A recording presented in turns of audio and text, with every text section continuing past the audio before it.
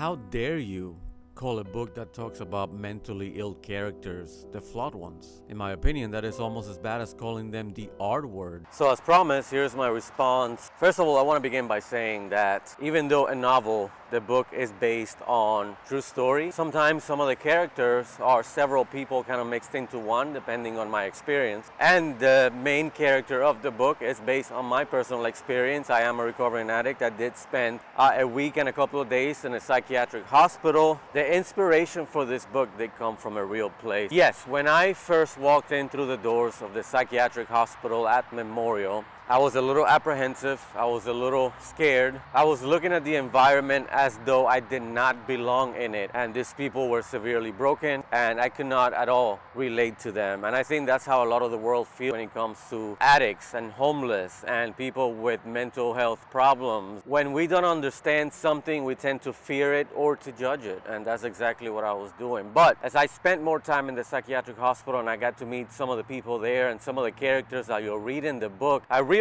that there was more to all this than I had originally thought. And that's what inspired me to write The Flawed One. And what I realized with the time that I spent there was that maybe we are the flawed ones for looking at people with these types of issues as broken or flawed themselves. Or maybe we are all flawed, or maybe none of us are flawed. But what I wanted to do with the title of the book was to take the reader on a journey, on the same journey that I went through, on the same journey that I experienced. Beginning by thinking of these people as very different from me, very different from what I believe a normal human being should be.